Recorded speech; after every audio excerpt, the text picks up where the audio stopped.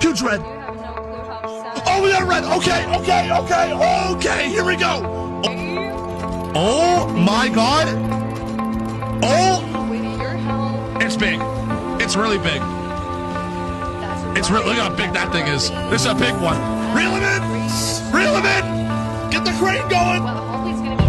Get it rolling. Oh my God, this is massive.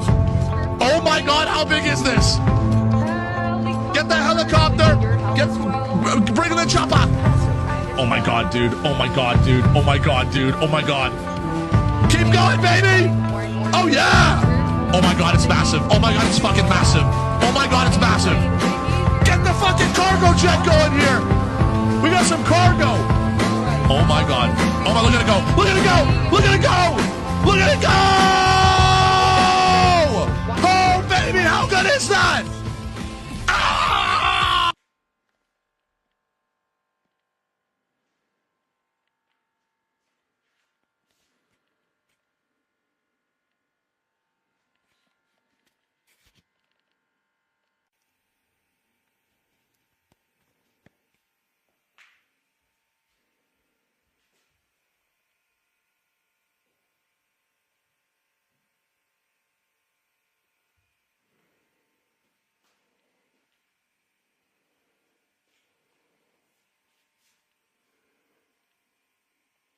Hey everyone, welcome back to the shop. The night is quiet. The only sound is the low electric hum of the old fluorescent lamp hanging above the bench and that deep, familiar smell of dust, oil, and decades-old wood that never really leaves these walls. In front of me lies a relic, a massive early 2000s computer monitor, the kind with a thick glass screen and a plastic case heavier than some modern televisions. To almost anyone else, this thing is electronic waste, something to be tossed into a dumpster without a second thought. But when I look at it, I don't see junk. I see a perfect 250mm disc of crystal clear acrylic that has been hidden from the world for 20 years, just waiting for the moment it gets to spin again. There's something almost sacred, almost meditative about rescuing objects the rest of the world has already written off. This monitor once sat on someone's desk while they sent their first nervous emails, watched grainy YouTube videos at 360p, laughed at stupid memes, maybe even edited their wedding photos. It was part of countless small human moments, and now every circuit board, every screw, every tired capacitor inside it is dead, except this one piece of acrylic that is still flawless. Tonight, that forgotten piece becomes the heart of a real workshop machine, a disc sander that will quietly, faithfully smooth wood long after both it and I are gone. We're not building this because I can't afford a factory-made sander. We're building it because only when you take trash in your hands, cut it, weld it, balance it, and finally hear it roar to life, do you truly understand what a tool actually is. A tool is not a product. A tool is a conversation between you, the material, and time itself. Tonight, the conversation partners are a 750-watt motor that somehow survived 3 completely burnt-out ventilation systems, random pieces of rusty square tube that have been leaning against a wall for years, and this thick, honest piece of acrylic that outlived its original purpose by 2 decades. 3 orphans, 1 new life. Let's begin. Disassembling an old monitor always feels like performing an autopsy on a small slice of history.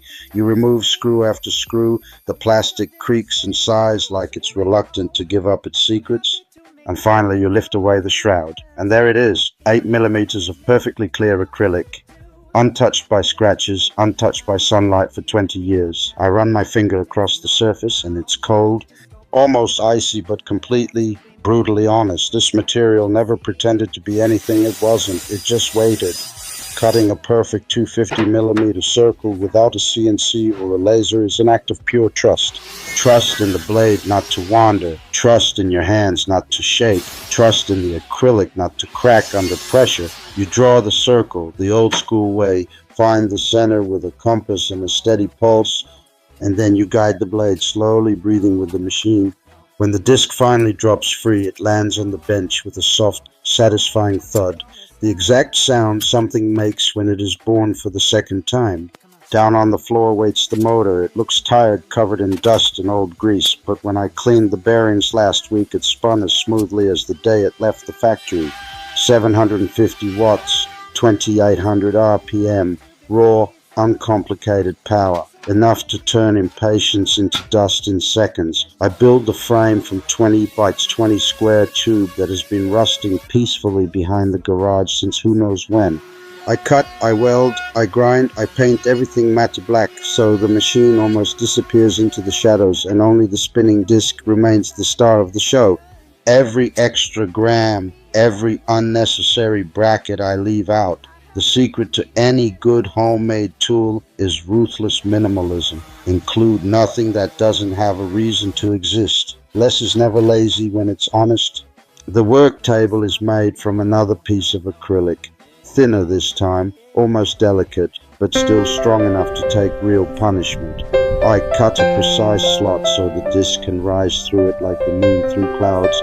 Then I add the angle adjustment, a couple of slotted brackets, a wing nut, and suddenly it tilts smoothly from 0 to 50 degrees. Nothing here is over-engineered. Nothing is fragile. It's crude, honest, and accurate to within half a degree. Exactly what you need and not a single thing.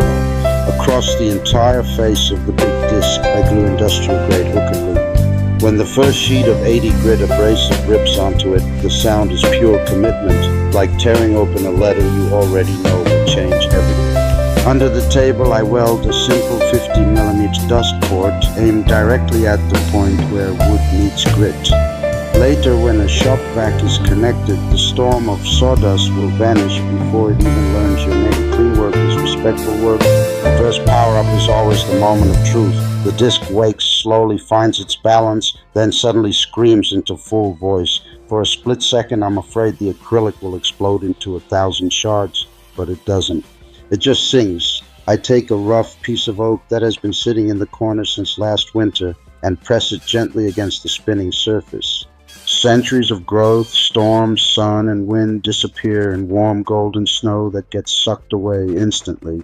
There is a deep, almost spiritual peace in that moment, watching time itself being erased while simultaneously creating something smooth, something new, something that will probably outlast me by another century. I switch to 240 grit and run the same board again. One more pass and the surface feels softer than skin, warmer than skin, alive in a way no piece of fresh lumber ever feels. This machine doesn't simply remove material.